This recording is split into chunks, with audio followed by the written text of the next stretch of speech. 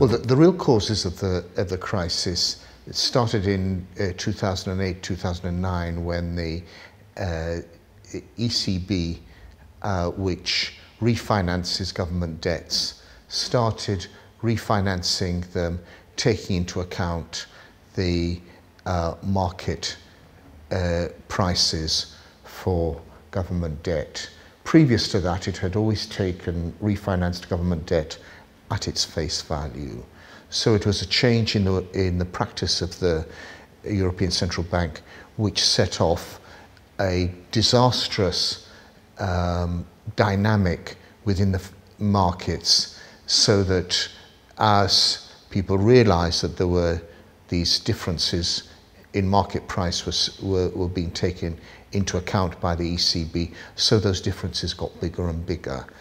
To some extent, it had to do with the size of government debt, but of course the size of government debt increased dramatically with the financial crisis, because governments had to refinance banks that were going bust because of speculative bubbles, because of the collapse of speculative bubbles in real estate and in financial markets.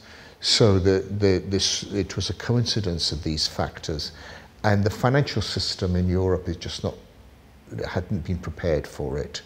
There isn't within Europe what exists in Britain and in the US, which is that everyone knows that behind the central bank stands the government, and they are ready to cooperate in order to overcome financial crises.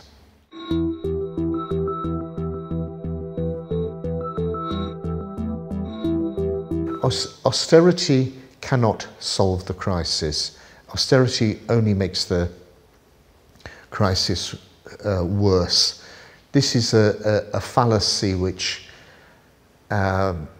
people who think that the government accounts are like the household accounts.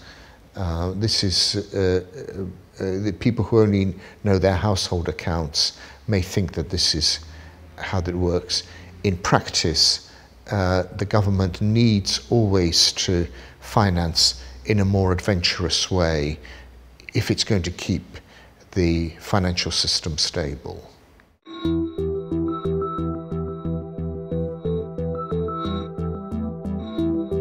The successful strategy is the one that is completely counterintuitive. You have to start raising wages. If you start raising wages, then particularly if you raise the lowest wages, this will be money that will be spent in the economy, and it will start to revive economic activity and will start to revive government income.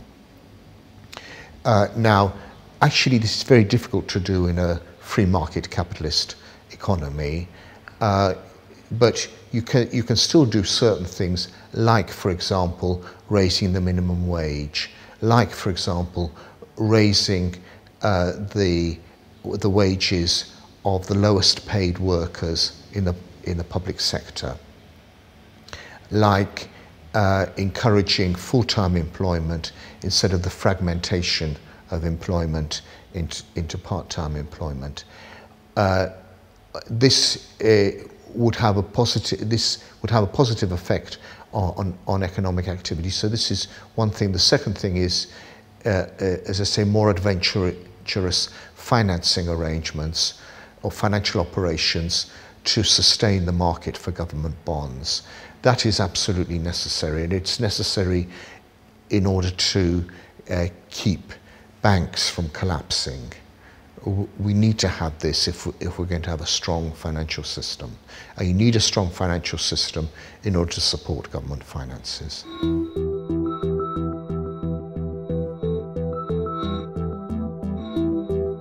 These are false options, and they're false options because within Europe, in the corridors of power, what's really being spoken about is the survival of the banking system.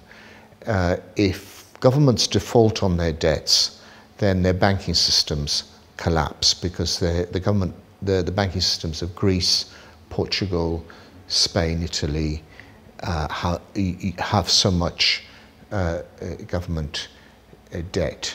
So to some extent this is a kind of blackmail and counter-blackmail from both sides.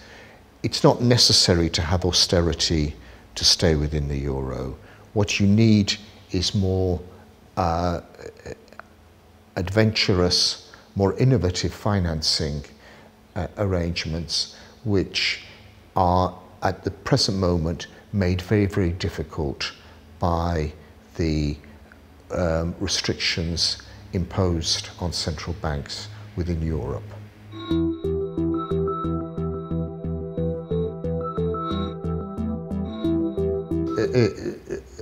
First of all, I think that the central bank should be allowed to operate like the central bank in the UK or in the US operates in order to support government debt.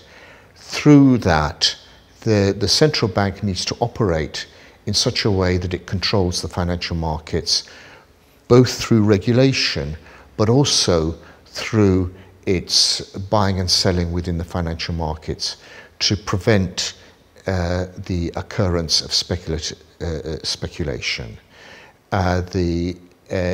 This is necessary just simply to stop the financial markets from causing the real economy to crash every now and again, as they are causing the real economy to crash now. There's a real need to control the financial markets, and this again is one of the pathological aspects of the present crisis, that this whole question is being ducked because the